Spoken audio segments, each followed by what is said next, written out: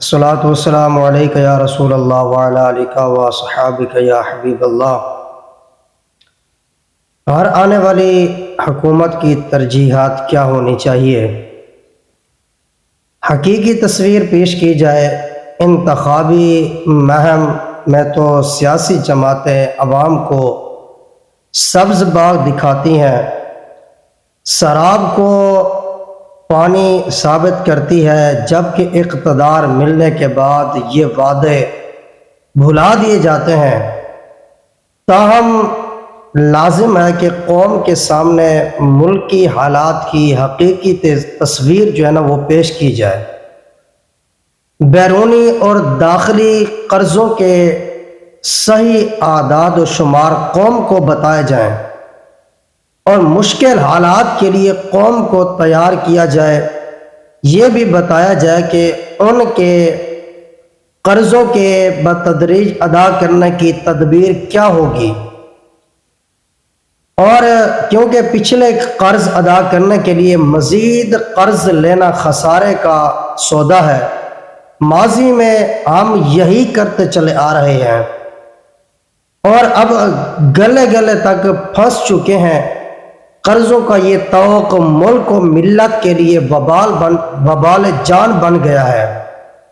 اس لیے اس بوجھ کو کم کرنے اور بتدریج ختم کرنے کی حکمت و عملی وضع کرنا لازم ہے، ورنہ ہر ایک اپنی باری پر اقتدار کے مزے لوٹ کر چلا جاتا ہے اور بعد میں آنے والوں کے لیے مشکل حالات چھوڑ کر جاتا ہے۔ اب دیکھیے کہ ہماری انتظامی مشینری، اس کا بوجھ بھی ناقابل برداشت ہوتا جا رہا ہے۔ جب اس کا بوجھ ناقابل برداشت ہوتا چلا جا رہا ہے اور ہر آنے والی حکومت اس میں اپنے حصے کا مزید بوجھ ڈال کر چلی جاتی ہے، لازم ہے کہ انتظامی مشینری کا حجم کم کیا جائے اور اس کے معیار کو عالمی معیار کے قریب تر لایا جائے، یا ہو سکے تو اس سے بہتر بنایا جائے، ورنہ وہ وقت دور نہیں ہے کہ یہ قوم اس انتظامی مشینری کے بوجھ سے نڈھال ہو جائے گی۔ ہمارے ہاں ایک ہی مقصد کے لیے اداروں کا جال بچھا ہوا ہے، صرف ایک مقصد کے لیے۔ وہ مقصد کیا ہے؟ مثلا بدعنوانی کو قابو میں لانے کے لیے محکمہ انسداد بدعنوانی، وفاقی تحقیقاتی ایجنسی، قومی ادارہ احتساب، وفاقی اور صوبائی محتسب کا ادارہ، اور پھر عام عدالتی نظام اس کے علاوہ ہے، اس کے سوا ہے۔ یہ ایک ہی مقصد کے لیے اداروں کی تہ چڑھنا ہے۔ قومی ادارہ احتساب 1999 میں آرڈیننس کی صورت میں تشکیل دیا گیا۔ آج تک قوم کو یہ نہیں بتایا گیا، یہ بھی پتہ اس قوم کو نہیں ہے آج تک کہ قومی خزانے سے اس ادارے پر خرچ کتنا ہوا، کتنا خزانہ بچا ہوا ہے، کتنا خرچ ہوا ہے، اور ادارے پر خرچ کتنا ہوا ہے۔ سیاسی بلیک میلنگ کے علاوہ اس سے مالی منفعت کیا حاصل ہوئی؟ بظاہر مالی اعتبار سے یہ ادارہ ملک کے لیے فیض رسا ثابت نہیں ہوگا۔ یاد رکھیے، بس ضرورت اس امر کی ہے کہ ایک ہی مقصد کے لیے کئی ادارے قائم کرنے کی بجائے کئی ادارے قائم کیے ہوئے ہیں، صرف ایک مقصد ایک ہی ہے، تو اس ادارے ملک کے لیے فیض رسا ثابت نہیں ہوں گے۔ کئی ادارے قائم کیے ہوئے ہیں، ایک ہی با اختیار ادارہ بنایا جائے اور پارلیمنٹ اس کی کارکردگی کا سال بہ سال جائزہ لے۔ صرف ایک ادارہ بنایا جائے، لیکن یہاں پر تو لوٹنے کے لیے، کھانے کے لیے کئی ادارے نام رکھ کے کئی ادارے بنائے ہوئے ہیں۔ تو اگر ایک ادارہ بنایا جائے، پارلیمنٹ اس کی سال بہ سال جائزہ لیتی رہے، تو اس سے نظام کافی حد تک ٹھیک ہو سکتا ہے۔ اب دیکھیے کہ نظام عدل کی اصلاح، ہمارا نظام عدل و فرسودہ اور پیچیدہ ہے۔ عالمی رینک میں یہ انتہائی نچلے درجے پر ہے، خاص طور پر ہماری اعلیٰ عدلیہ کے عالی مرتبت جج صاحبان کے مشاہرے اور مراعات غیر معمولی ہیں، لیکن نسلیں گزر جاتی ہیں، آتی ہیں گزر جاتی ہیں اور لوگوں کو انصاف نہیں ملتا، زندگی اسی کے اندر ڈھل جاتی ہے، لوگ چلے جاتے ہیں، پھر ان کی نسلیں آ جاتی ہیں تو صرف زندگی اسی کے اندر گزر جاتی ہے، انصاف نہیں ملتا۔ ایسی بھی مثالیں ملتی ہیں کہ مجرم جیل میں وفات پا گیا اور ہائی کورٹ یا سپریم کورٹ نے اسے بعد کو بے قصور کر دیا، وہ قبر کے اندر چلا گیا ہے، وفات پا گیا ہے، لیکن یہاں پہ ادارے جو ہے نا اس کو بعد کے اندر اس کو جو ہے نا غیر مجرم قرار دیتے ہیں، اس کو بے قصور قرار دے دیا۔ اب سوال یہ ہے کہ اس کی زندگی کون لٹائے گا، اور جو وقت اس نے بے قصور ہوتے ہوئے جیل میں گزارے اس کی تلافی کیسے ہوگی؟ ماتحت عدالتوں کا حال سب سے ابتر ہے، کوئی پریشان حال ہے اور نہ ان عدالتوں پر کڑی نگرانی کا کوئی ذمہ دار ہے۔ تو دیکھیے کہ یہاں پر ہمارا نظام کیسے ہونا چاہیے۔ اہتمام ہے، سول مقدمات عشروں تک چلتے رہتے ہیں اور قبضے کی نوبت نہیں آتی، فیصلے کی نوبت نہیں آتی۔ جناب والا، اسی طریقے سے ہم نے کیا دیکھا اور کیا کچھ پایا، تو ہماری اعلیٰ عدالتوں نے ہماری بین الاقوامی معاہدات کے بارے میں جو فیصلے کیے، جو فیصلے دیے، ان کے نتیجے میں بھی عالمی عدالتوں سے جرمانے عائد ہوئے۔ یہ بھی ان عدالتوں کی اہلیت پر بڑا سوال اٹھتا ہے۔ اعلیٰ عدلیہ کے جج صاحبان کے تقرر کے لیے کوئی شفاف انتظام ہے، نہ کوئی میرٹ ہے، من پسند لوگوں کا تقرر کیا جاتا ہے، ان کو بٹھایا جاتا ہے، جو دل کو بھا گیا بس اسی کو اٹھایا اور اس سیٹ پر بٹھا دیا۔ اعلیٰ عدلیہ کی جج صاحبان کے تقرر کے لیے کوئی شفاف نہیں ہے، کوئی میرٹ نہیں ہے، تو اس کے بعد ان سے نجات مشکل ہوتی ہے۔ گزشتہ 2 عشروں میں جو چیف جسٹس صاحبان یک کے بعد دیگر آئے، ان کے کارنامے عدالت کے لیے شرپسندی کا باعث ہیں، لیکن تلافی کوئی صورت نہیں ہے۔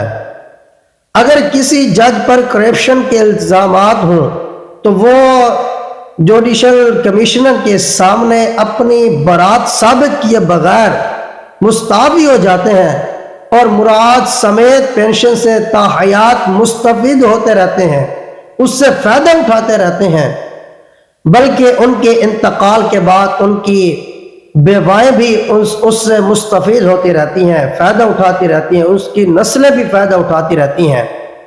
اب نظام تعلیم کی اصلاح دیکھیے، ملک کا نظام تعلیم بھی فرسودہ ہے۔